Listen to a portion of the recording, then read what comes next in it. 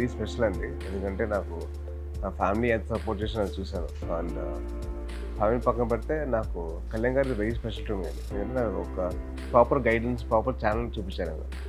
ఈ particular place ఇది వెళ్తే నువ్వు యాక్టింగ్ కోర్స్ చేయొచ్చు అని మూడు చోట్ల పంపించారు. ఒకటి వైజాగ్ సత్యనారాయణ గారి దగ్గర, తర్వాత బాంబే బ్యారిజాన్ గారి దగ్గర, తర్వాత హైదరాబాద్లో అర్ణబ్ విశ్వ గారి దగ్గర పంపించారు. సో ఒక పర్టికులర్ ట్రైనింగ్ అయితే ఇచ్చాను. అండ్ అలాగే నన్ను గైడ్ చేసుకుని వచ్చారు. ఈ పర్టికులర్ మాస్టర్స్ నేర్చుకో అండ్ అలాగే ఈ పర్టికులర్ డ్యాన్స్ ఫామ్ నేర్చుకో అని చెప్పి నన్ను ప్రాపర్ గైడ్ చేశాను. అంటే ఆయనకి ఎలాగైతే మిస్ అయిందో ఆ గైడెన్స్, ఆయనకి ఎలాగైతే దొరికిన తర్వాత పెద్దమైన తర్వాత అదే గైడెన్స్ నాకు ఇచ్చారు. So I'm very grateful for the fact. And ఈ 10 yearsలో ఐ లెర్న్డ్ అలాట్ అండి. More than anything the learning experience I have is very very very important for me. చాలా నేర్చుకున్నాను how to judge a film, how to make a film అని చెప్పి. చాలా వరకు ఇన్నసెంట్గా behave చేసేవాడిని ఇంత ముందర, ఎలా పడతాలో చేసేవాడిని. ఇప్పుడు కాస్త బాధ్యత and thought of conviction towards doing a film and doing character. మా పెద్దమావి దగ్గర నుంచి డిటర్మినేషన్ అండి. ఎట్టి పరిస్థితుల్లో ఏదేమైనా కానీ అది వదులుకోకుండా దాని వెనకాల తిరుగుతూ దాని వెనకాల ఎలాగైనా సాధించాలని చెప్పి చిన్నప్పటితో నేర్చుకున్నాను. మా కళ్యాణ్ దగ్గర కమిట్మెంట్, ఒక పని తీసుకున్నామంటే దాని తగ్గట్టు దాని మీద అవసరమైన కమిట్మెంట్ తీసుకొని దాని తగ్గట్టు మేము పనిచేసాను.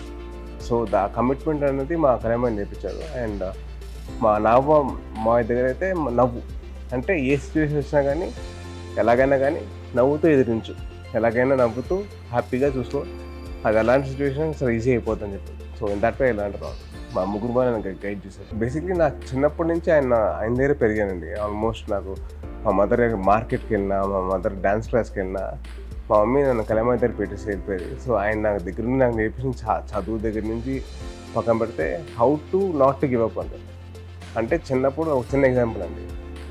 నేను చిన్నప్పుడు టెన్నిస్ ఆడేవాడిని. టెన్నిస్ ఆడినప్పుడు ఒక టోర్నమెంట్లో ఓడిపోయాను.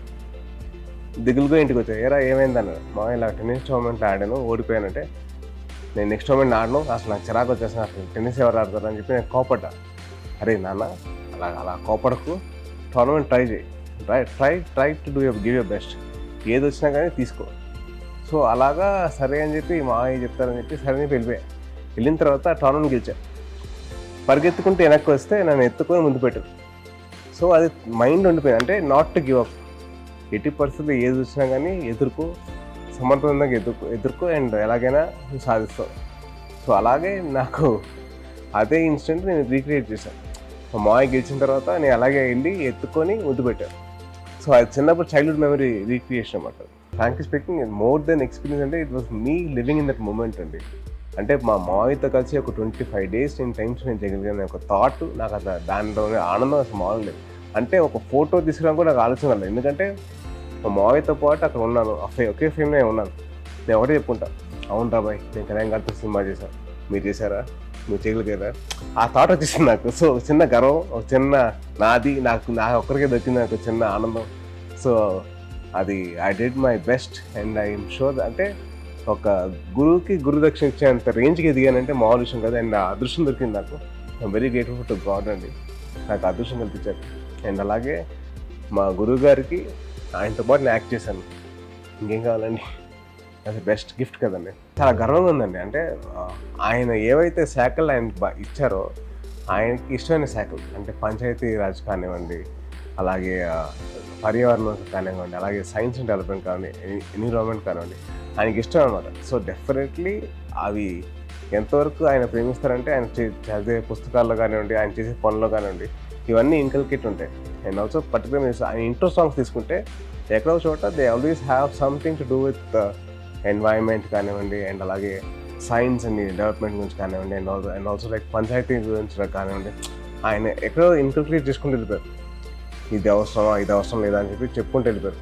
అండ్ అలాగే ఆయన సినిమాల్లో చాలా వరకు విలేజ్ బ్యాక్ డ్రాప్లో ఉండే సినిమాలు కొన్ని ఉన్నాయి. సో దాంట్లో ఆయన డైలాగ్స్ ఈ గాలి, ఈ నేల కానీ ఇది అందరికీ సమానం అని చెప్పి ఆయన చెప్తుంటారు.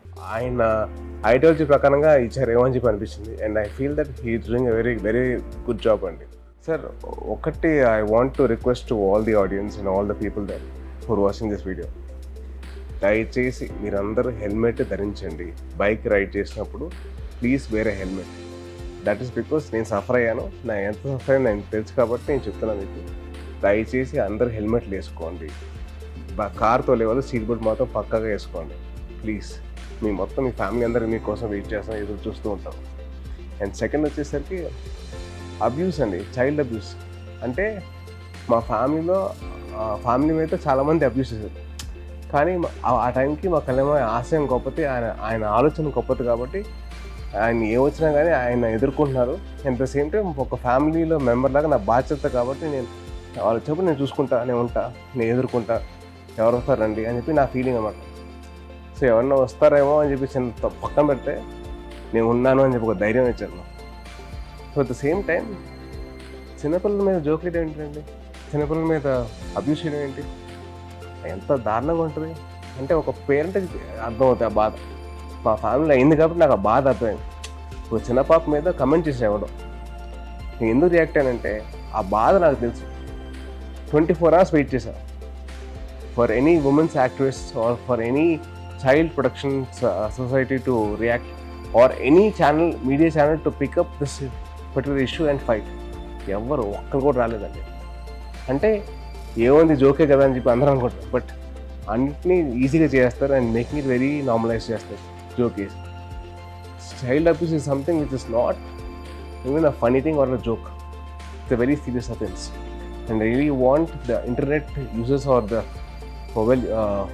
mobile users to actually have the thought of actually being responsible about their words or their actions. అంటే వాళ్ళు ఏది పడితే అది మాట్లాడటం అనేది కరెక్ట్ కాదు. చాలా బాధ్యతగా వాళ్ళు వాడాలి నెట్. ట్విట్టర్ కానివ్వండి, ఇన్స్టాగ్రామ్ కానివ్వండి, కమెంట్స్ పెట్టినప్పుడు వాళ్ళు చూసుకోవాలి, ఆలోచించాలి. నేను కానీ ఆ ప్లేస్లో ఉంటే నాకు ఎలా ఉంటుంది, లేదా మా పేరెంట్స్ అక్కడ పెడితే వాళ్ళకి ఎలా ఉంటుంది, లేదా మా తమ్ముళ్ళు లేకపోతే మా అన్నయ్య పెడితే ఎలా ఉంటుంది. ఒక చిన్న థాట్ పెడితే అట్లాంటి కమెంట్స్ రావాలి. ఏదో అబ్యూస్ అంటే ఇంతకు ముందర హీరోని కానీ కలవడం చాలా కష్టమైపోయింది. ఇప్పుడు చాలా ఈజీ యాక్సెస్ ఉంది సోషల్ మీడియా ద్వారా. ట్విట్టర్ కానివ్వండి, ఇన్స్టాగ్రామ్ కానివ్వండి, ఫేస్బుక్ కానివ్వండి, చాలా ఈజీ యాక్సెస్ దొరికేసింది. సో వాళ్ళు ఏమైనా అంటే తిట్టేస్తున్నారు, వాళ్ళకి తిడుతున్నారు సరే, బట్ దే డోంట్ అండర్స్టాండ్ అది ఎంతవరకు అది ఎదురు వాళ్ళకి హర్ట్ అవుతుందండి. మేము ఎలాగో పట్టించుకొని వస్తున్నా, కానీ దానివల్ల వేరే హీరో ఫ్యాన్స్ కానీ వేరే ఫ్యాన్స్ కానివ్వండి వాళ్ళు ఎంత ఫీల్ అవుతారు అంత మాట్లాడుతుంటే. సో అట్లాగే మనం బాధ్యతగా మనం వహించాలి అండ్ అట్లాగే మనం అబ్యూస్ తగ్గించాలి. అదేం చేయాలంటే అదే ప్లేస్లో మీరు మిమ్మల్ని కానీ, మీ పేరెంట్స్ కానీ, మీ అన్న చెల్లెలు కానీ, మీ అక్క తమ్ముళ్ళు కానీ మీరు ఊహించుకుంటే మీరు ఆ మాట అంటారు. ఒక చిన్న బేసిక్ థాట్ పెడితే మీరు అట్లాంటి మాటలు మాట్లాడరు. So my only request is, మీరు అనే ముందర మీరు ఎందుకు అంటున్నారో ఒకసారి ఆలోచించి మీరు అనండి, పర్లేదు. బట్ ప్లీజ్ ఎటువంటి హార్ష్ స్టేషన్ తీసుకునేలాగా మమ్మల్ని చేయనివ్వకండి అండ్ అలాగే పోలీస్ వాళ్ళని తీసుకునేలాగా చేయకండి ప్లీజ్. దయచేసి it's request from hero to all the fans and to all the movie lovers and to all the audiences, please don't get into abuses. It's all right. బాగాలేదండి. నాకేంటంటే మళ్ళీ start చేసిన journey, మళ్ళీ కొత్త team వచ్చింది, కొత్త cinema చేస్తున్నాం. So definitely audience అందరినీ చాలా మెస్ప్రైజ్ చేయని చెప్పి ఆలోచిస్తున్నాం. సో డెఫినెట్లీ ఒకటి ఏంటంటే వాళ్ళందరూ చాలా గర్వంగా ఫీల్ అయ్యే సినిమా చేస్తాం. తెలుగు సినిమా ప్రేక్షకులందరూ చాలా గర్వంగా ఫీల్ అవుతారు. అది నా ప్రామిస్ అండి, ఫర్ షూర్. మరిన్ని వీడియోస్ కోసం ఛానల్ సబ్స్క్రైబ్ చేయండి. లేటెస్ట్ అప్డేట్స్ కోసం వాట్సాప్ ఛానల్ ఫాలో అవ్వండి. అండ్ లింక్ డిస్క్రిప్షన్ లో ఉంది.